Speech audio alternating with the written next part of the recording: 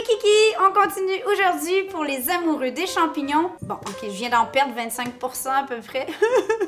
Bah! On fait un risotto aux champignons. Savoir faire ses propres risottos, c'est vraiment super le fun, mais c'est aussi une belle économie parce que c'est quelque chose, je sais pas pourquoi, au restaurant, je trouve qu'ils vendent ça très cher. Peut-être parce que ça a un certain chic, mais honnêtement, bon, on prend du bon riz, on prend un riz arborio, carnaroli ou un riz à risotto de bonne qualité qui est un riz à grains courts. Et là, aujourd'hui, on parle de risotto aux champignons, mais ça pourrait être... J'ai déjà fait d'ailleurs un risotto aux asperges, vous irez voir ici, et mascarpone et citron, je crois. Ah, c'était fou!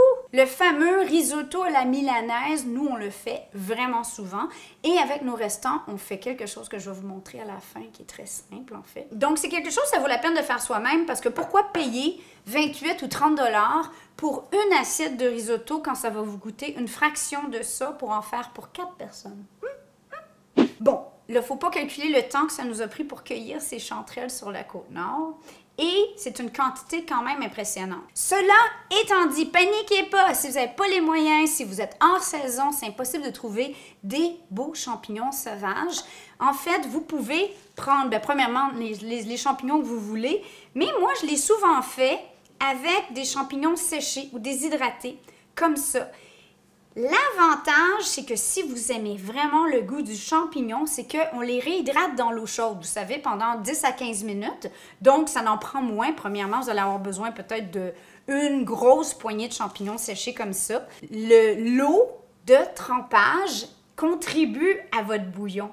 Alors, à ce moment-là, au lieu d'avoir simplement un fond de viande, vous allez avoir un fond de viande avec l'eau des champignons et ça fait un risotto qui est super goûteux. Les gens vont capoter, puis en fait, ça va vous avoir pris à peu près 7 champignons pour 4 personnes. Première étape, je vais couper, évidemment, si vous utilisez des champignons déshydratés, vous n'avez pas besoin, ils sont déjà en morceaux en général. Je vais couper mes champignons en belle lanière.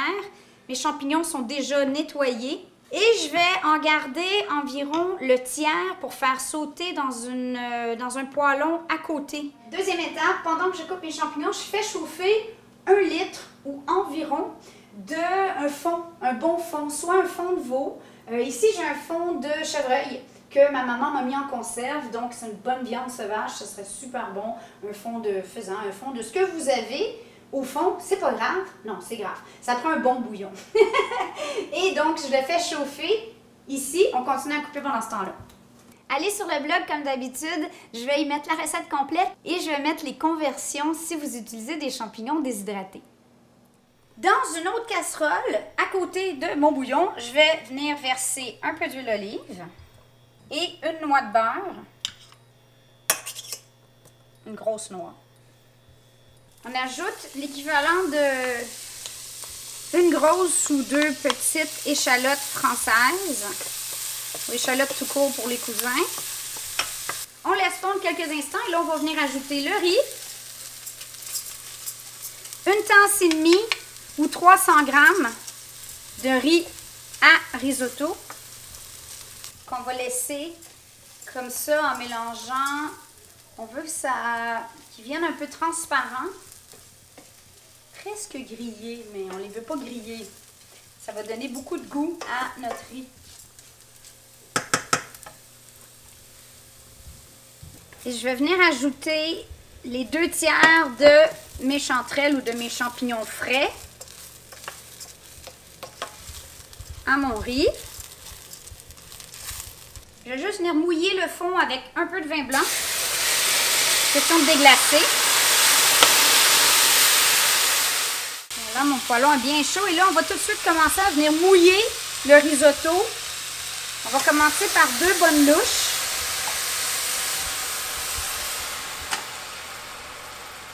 Je vais baisser le feu à feu moyen. Et c'est là que la magie va commencer à opérer. On attend que la majorité de notre bouillon soit absorbée. On voit déjà comment le riz, cette sorte de riz-là, pourquoi un risotto devient crémeux et pourquoi ça vous prend un bon riz à risotto. Parce qu'il va venir donner de l'amidon à votre bouillon ou à votre fond.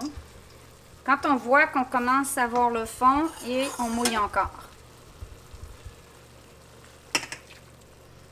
Ainsi de suite jusqu'à ce que le risotto soit al dente sous la dent.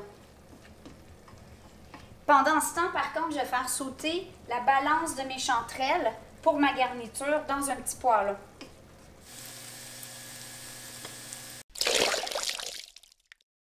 Je dois vous dire, petite minute d'humilité, ça m'a pris des années et des années et des années à oser faire un risotto parce que tout le monde semblait prendre ça très compliqué. Je sais pas pourquoi.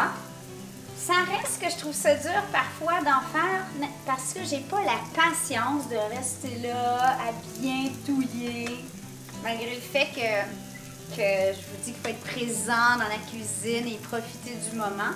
Des fois, on a plein de choses à faire qu'on dirait qu'on n'a pas le temps.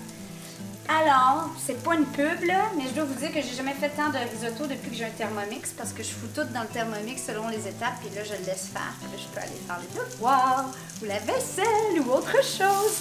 Mais le risotto parfait selon les normes de l'art, c'est comme ça qu'il se fait.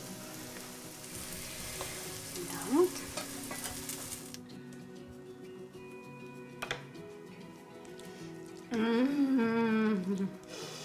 regardez-moi cette richesse, ça sent tellement bon. À ce stade-ci, le riz est bien al dente. Je vais ajouter environ une cuillère à table de bon beurre salé de bonne qualité.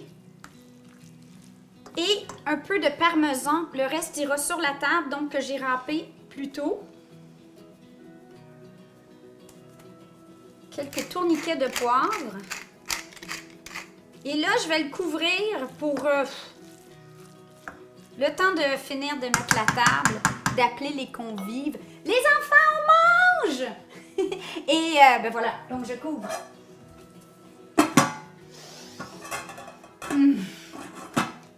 C'est probablement mon risotto favori au monde.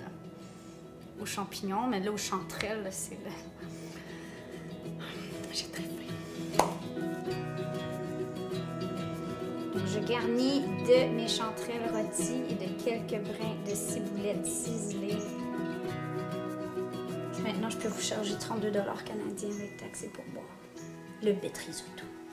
En passant, les quantités que je vous ai données aujourd'hui, tant qu'à faire du risotto, faites-en un peu plus. C'est vraiment 4 grosses portions. Ça m'étonnerait que vous passiez au travers de toute cette quantité. Il en reste quand même normalement pour nous le lendemain pour les lunchs. Mais, super belle astuce. Vous avez peut-être déjà mangé ça dans les cocktails dînatoires ou des trucs chics. Les fameuses boulettes de risotto arancini. On prend ça le lendemain, la garniture, une fois qu'elle est refroidie, on en fait des petites boulettes. Trempe dans le jaune, dans la farine, ensuite dans le jaune d'œuf et ensuite dans la chapelure et on fait frire. Ouh, c'est tellement beau! Vous allez être la vedette de votre cocktail. On est prêt à goûter.